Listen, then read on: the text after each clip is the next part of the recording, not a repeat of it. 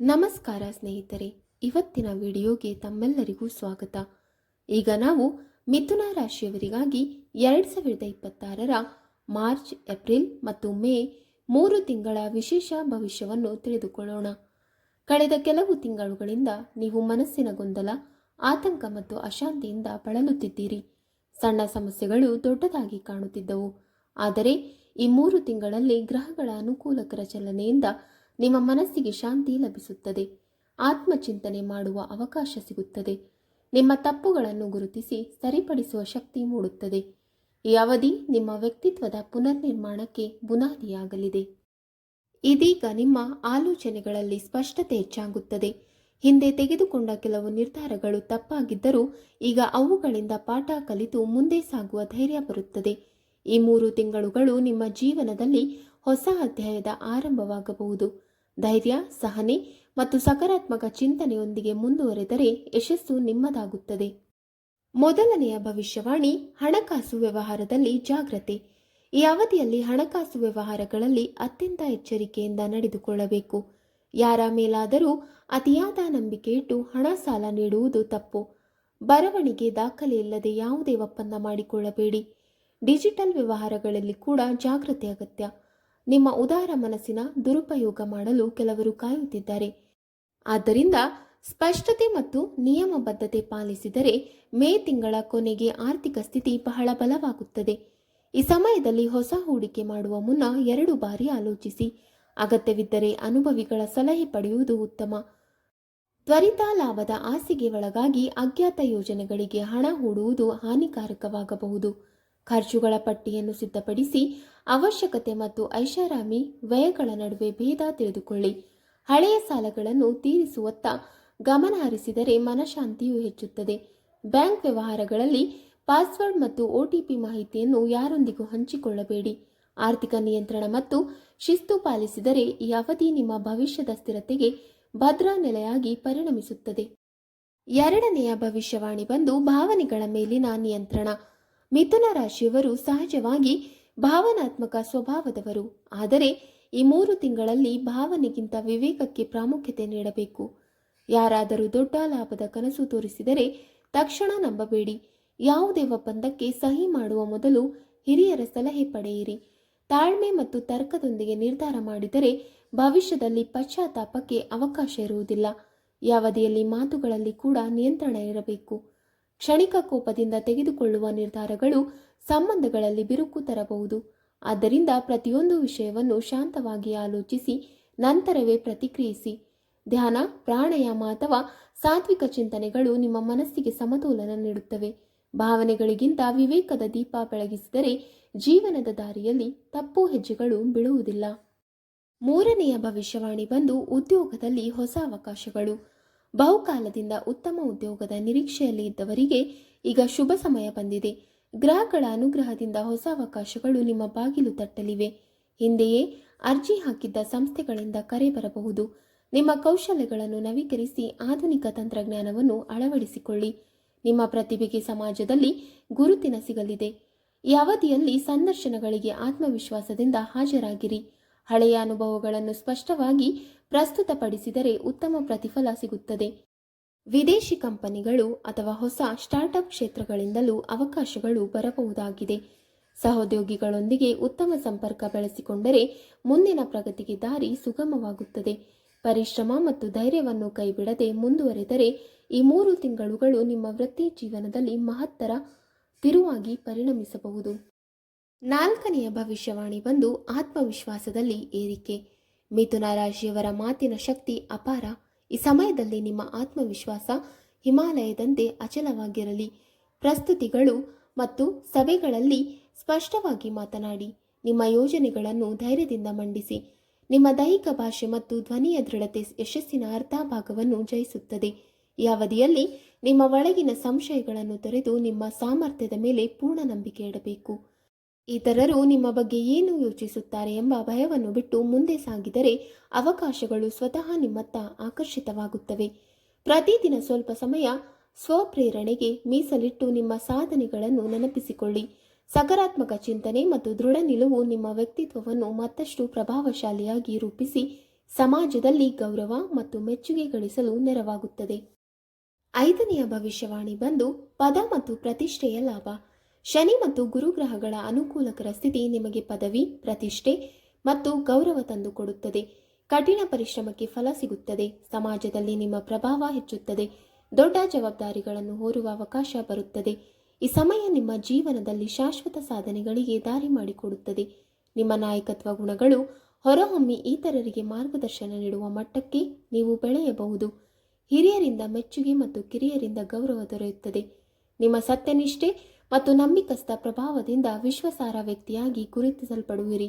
ಅಧಿಕಾರ ಸಂಬಂಧಿತ ಕ್ಷೇತ್ರಗಳಲ್ಲಿ ಅಥವಾ ಸಂಸ್ಥೆಗಳಲ್ಲಿ ಪ್ರಭಾವಿ ಸ್ಥಾನ ಲಭಿಸುವ ಸಾಧ್ಯತೆ ಇದೆ. ಈ ಅವಕಾಶಗಳನ್ನು ವಿನಯದಿಂದ ಸ್ವೀಕರಿಸಿ. ನಿರಂತರ ಪರಿಶ್ರಮವನ್ನು ಮುಂದುವರಿಸಿದರೆ ನಿಮ್ಮ ಹೆಸರು ಮತ್ತು ಕೀರ್ತಿ ಇನ್ನಷ್ಟು ಎತ್ತರಕ್ಕೆ ಇರಲಿದೆ. 6ನೆಯ ಭವಿಷ್ಯವಾಣಿ ಬಂದು ಇಷ್ಟದ ಸ್ಥಳಾಂತರ. ಬಹುಕಾಲದಿಂದ ಬಯಸಿದ ವರ್ಗಾವಣೆ ಅಥವಾ ಹೊಸ ಜವಾಬ್ದಾರಿ ಈ ಅವಧಿಯಲ್ಲಿ ಸಾಧ್ಯವಾಗುತ್ತದೆ. ಹೊಸ ಪರಿಸರದಲ್ಲಿ ಆರಂಭದಲ್ಲಿ ಸ್ವಲ್ಪ ಸವಾಲು ಇದ್ದರೂ ನಂತರ ಅದು ನಿಮ್ಮ ಸಾಮರ್ಥ್ಯವನ್ನು ಹೊರತೆಗೆಯುತ್ತದೆ. ವೇತನ ಮತ್ತು ಸೌಲಭ್ಯಗಳಲ್ಲಿ ಹೆಚ್ಚಳದ ಸೂಚನೆಗಳಿವೆ. ಹೊಸ ಸ್ಥಳದಲ್ಲಿ ನಿಮಗೆ ಹೊಸ ಸಂಪರ್ಕಗಳು ಮತ್ತು ಅವಕಾಶಗಳು ದೊರೆಯುವ ಸಾಧ್ಯತೆ ಹೆಚ್ಚಾಗಿದೆ. ಆರಂಭದಲ್ಲಿ ಪರಿಸ್ಥಿತಿಗೆ ಹೊಂದಿಕೊಳ್ಳಲು ಸ್ವಲ್ಪ ಸಮಯ ಬೇಕಾದರೂ ನಿಮ್ಮ ಹೊಂದಾಣಿಕೆ ಶಕ್ತಿ ಮತ್ತು ಸಂವಹನ ಕೌಶಲ್ಯಗಳಿಂದ ನೀವು ಬೇಗನೆ ಎಲ್ಲರ ಮನ ಗೆಲ್ಲುತ್ತೀರಿ. ಈ ಸ್ಥಳಾಂತರವು ನಿಮ್ಮ ವೃತ್ತಿ ಜೀವನಕ್ಕೆ ಹೊಸ ದಿಕ್ಕು ನೀಡುವ ಜೊತೆಗೆ ವೈಯಕ್ತಿಕ ಬೆಳವಣಿಗೆಯು ಸಹಕಾರಿಯಾಗುತ್ತದೆ. ಧೈರ್ಯದಿಂದ ಈ ಬದಲಾವಣೆಯನ್ನು ಸ್ವೀಕರಿಸಿದರೆ ಮುಂದಿನ ದಿನಗಳಲ್ಲಿ ಹೆಚ್ಚಿನ ಪ್ರಗತಿ ಮತ್ತು ಸ್ಥಿರತೆ ನಿಮ್ಮದಾಗುತ್ತದೆ. 7ನೆಯ ಭವಿಷ್ಯವಾಣಿ ಬಂದು ವ್ಯಾಪಾರದಲ್ಲಿ ಪ್ರಗತಿ. ವ್ಯಾಪಾರಸ್ಥರಿಗೆ ಈ 3 ತಿಂಗಳು ಸ್ವರ್ಣಕಾಲ. ಹೊಸ ಒಪ್ಪಂದಗಳು ಮತ್ತು ವಿದೇಶಿ ವ್ಯವಹಾರಗಳ ಅವಕಾಶಗಳು ದೊರೆಯಬಹುದು. ನಿಮ್ಮ ಪ್ರಾಮಾಣಿಕತೆ ಮತ್ತು ದೂರದೃಷ್ಟ ವ್ಯಾಪಾರವನ್ನು ಉನ್ನತ ಮಟ್ಟಕ್ಕೆ ಕೊಂಡೊಯ್ಯುತ್ತದೆ. ಹೊಸ ತಂತ್ರಗಳನ್ನು ಅಳವಡಿಸಿಕೊಂಡರೆ ಲಾಭ ದ್ವಿಗುಣವಾಗುತ್ತದೆ. ಮಾರುಕಟ್ಟೆಯ ಸ್ಥಿತಿಗತಿಗಳನ್ನು ಸೂಕ್ಷ್ಮವಾಗಿ ಅಧ್ಯಯನ ಮಾಡಿ ಸರಿಯಾದ ಸಮಯದಲ್ಲಿ ನಿರ್ಧಾರ ಕೈಗೊಂಡರೆ ಸ್ಪರ್ಧಿಗಳನ್ನು ಮೀರಿ ಮುನ್ನಡೆಯುವಿರಿ. ಗ್ರಾಹಕರ ವಿಶ್ವಾಸವನ್ನು ಗಳಿಸುವುದು ನಿಮ್ಮ ದೊಡ್ಡ ಬಲವಾಗಿರುತ್ತದೆ. ಆದ್ದರಿಂದ ಗುಣಮಟ್ಟ ಮತ್ತು ಸೇವೆಯಲ್ಲಿ ಯಾವುದೇ ತಗ್ಗುವಿಕೆ ಮಾಡಬೇಡಿ. ಸಹಭಾಗಿತ್ವದ ವ್ಯವಹಾರಗಳಲ್ಲಿ ಸ್ಪಷ್ಟ ಒಪ್ಪಂದಗಳನ್ನು ಮಾಡಿಕೊಂಡು ಮುಂದುವರೆದರೆ ಭವಿಷ್ಯದಲ್ಲಿ ಗೊಂದಲಗಳು ತಪ್ಪುತ್ತವೆ. ಆನ್ಲೈನ್ ಮತ್ತು ಡಿಜಿಟಲ್ ಮಾರುಕಟ್ಟೆ ತಂತ್ರಗಳನ್ನು ಬಳಸಿಕೊಂಡರೆ ವ್ಯಾಪಾರದ ವ್ಯಾಪ್ತಿ ವಿಸ್ತರಿಸಿ ಹೆಚ್ಚಿನ ಲಾಭ ಗಳಿಸುವ ಸಾಧ್ಯತೆ ಇದೆ. ಈ ಅವಧಿಯಲ್ಲಿ ತೆಗೆದುಕೊಳ್ಳುವ ಸೂಕ್ತ ನಿರ್ಧಾರಗಳು ಮುಂದಿನ ಹಲವು ವರ್ಷಗಳಿಗೂ ಸ್ಥಿರವಾದ ಆರ್ಥಿಕ ಬೆಳವಣಿಗೆಗೆ ಭದ್ರನೆಲೆಯಾಗಿ ಪರಿಣಮಿಸಬಹುದು. 8ನೆಯ ಭವಿಷ್ಯವಾಣಿ ಬಂದು ಹಿರಿಯರ ಮಾರ್ಗದರ್ಶನ. ಹೊಸ ವ್ಯವಹಾರ ಅಥವಾ ಸ್ಟಾರ್ಟ್ಅಪ್ ಆರಂಭಿಸಲು ಇದು ಸೂಕ್ತ ಕಾಲ. ಆದರೆ ಅನುಭವಿಗಳ ಸಲಹೆ ಅಗತ್ಯ. ತಜ್ಞರ ಮಾರ್ಗದರ್ಶನದಲ್ಲಿ ಮಾಡಿದ ಹೂಡಿಕೆ ಯಶಸ್ಸು ತರುತ್ತದೆ. ತಂಡದ ಸಹಕಾರ ಮತ್ತು ಹಿರಿಯರ ಆಶೀರ್ವಾದ ನಿಮ್ಮನ್ನು ತಪ್ಪುಗಳಿಂದ ರಕ್ಷಿಸುತ್ತದೆ. ತಮ್ಮ ಅನುಭವದಿಂದ ಬಂದ ಜ್ಞಾನವು ಅನೇಕ ಅಡಚಣೆಗಳನ್ನು ಮುಂಚಿತವಾಗಿಯೇ ತಡೆಗಟ್ಟಲು ಸಹಾಯ ಮಾಡುತ್ತದೆ. ನಿರ್ಧಾರ ಕೈಗೊಳ್ಳುವ ಮೊದಲು ಹಿರಿಯರೊಂದಿಗೆ ಚರ್ಚೆ ಮಾಡಿದರೆ ಸ್ಪಷ್ಟತೆ ಮತ್ತು ಆತ್ಮವಿಶ್ವಾಸ ಎರಡೂ ಹೆಚ್ಚುತ್ತದೆ. ವ್ಯವಹಾರದಲ್ಲಿ ಕೇವಲ ಉತ್ಸಾಹ ಸಾಕಾಗುವುದಿಲ್ಲ. ಸರಿಯಾದ ಯೋಜನೆ ಮತ್ತು ದೀರ್ಘಕಾಲದ ದೃಷ್ಟಿಕೋನ ಅಗತ್ಯ. ಆದ್ದರಿಂದ ಮಾರ್ಗದರ್ಶಕರ ಸೂಚನೆಗಳನ್ನು ಗೌರವಿಸಿ ಅನುಸರಿಸಿದರೆ ಯಶಸ್ಸಿನ ದಾರಿ ಸುಗಮವಾಗುತ್ತದೆ. ಹಿರಿಯರ ಆಶೀರ್ವಾದ ಮತ್ತು ತಂಡದ ಏಕತೆಯಿಂದ ನಿಮ್ಮ ಪ್ರಯತ್ನಗಳು ಫಲಪ್ರದವಾಗಿ ಸ್ಥಿರವಾದ ಪ್ರಗತಿಯನ್ನು ತರುತ್ತವೆ. 9ನೆಯ ಭವಿಷ್ಯವಾಣಿ ಬಂದು ಹಳೆಯ ತಪ್ಪುಗಳಿಂದ ಪಾಠ. ಹಿಂದಿನ ತಪ್ಪುಗಳನ್ನು ನೆನೆದು ಪಾಠ ಕಲಿಯಿರಿ. ಅದೇ ತಪ್ಪನ್ನು ಮರುಕಳಿಸದಿರಲು ಸಂಕಲ್ಪ ಮಾಡಿರಿ. ಶಿಸ್ತು ಮತ್ತು ಹೊಸ ಚಿಂತನೆ ಅಳವಡಿಸಿಕೊಂಡರೆ ದೊಡ್ಡ ಸಾಧನೆ ಸಾಧ್ಯ. ನಿಮ್ಮ ದುರ್ಬಲತೆಯನ್ನು ಶಕ್ತಿಯನ್ನಾಗಿ ಪರಿವರ್ತಿಸುವ ಸಮಯ ಇದು.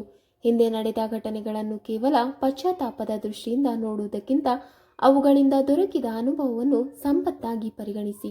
ಪ್ರತಿಯೊಂದು ತಪ್ಪು ಕೂಡ ಜೀವನದ ಗುರುವಾಗಿರುತ್ತದೆ ಎಂಬ ಮನೋಭಾವ ಬೆಳೆಸಿಕೊಳ್ಳಿ. ನಿಮ್ಮ ನಿರ್ಧಾರಗಳಲ್ಲಿ ಸ್ಥಿರತೆ, ಸಮಯ ಪಾಲನೆ ಮತ್ತು ಆತ್ಮ ಪರಿಶೀಲನೆ ಸೇರಿಸಿದರೆ ಮುಂದಿನ ದಾರಿಯಲ್ಲಿ ಅಡ್ಡಿಗಳು ಕಡಿಮೆಯಾಗುತ್ತವೆ. ಸಣ್ಣ ಸಣ್ಣ ಸುಧಾರಣೆಗಳು ಕೂಡ ಭವಿಷ್ಯದಲ್ಲಿ ದೊಡ್ಡ ಫಲಿತಾಂಶಗಳನ್ನು ನೀಡುತ್ತವೆ.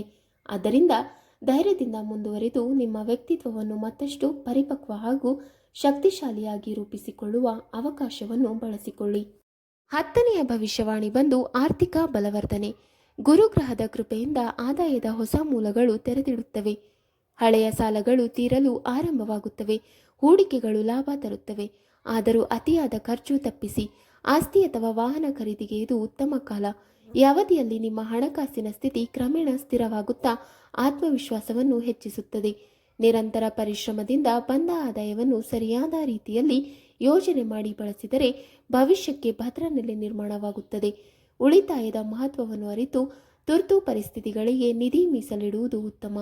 ದೀರ್ಘಕಾಲಿಕ ಹೂಡಿಕೆಗಳ ಬಗ್ಗೆ ಯೋಚಿಸಿ ನಿರ್ಧಾರ ಕೈಗೊಂಡರೆ ಹೆಚ್ಚಿನ ಲಾಭ ದೊರೆಯುವ ಸಾಧ್ಯತೆ ಇದೆ. ಕುಟುಂಬದ ಅಗತ್ಯಗಳನ್ನು ಪೂರೈಸುವ ಜೊತೆಗೆ ಭವಿಷ್ಯದ ಭದ್ರತೆಗೆ ಗಮನ ಹರಿಸಿದರೆ ಈ ಸಮಯ ನಿಮ್ಮ ಆರ್ಥಿಕ ಪ್ರಗತಿಗೆ ಶಕ್ತಿಯಾದ ಹಂತವಾಗುತ್ತದೆ.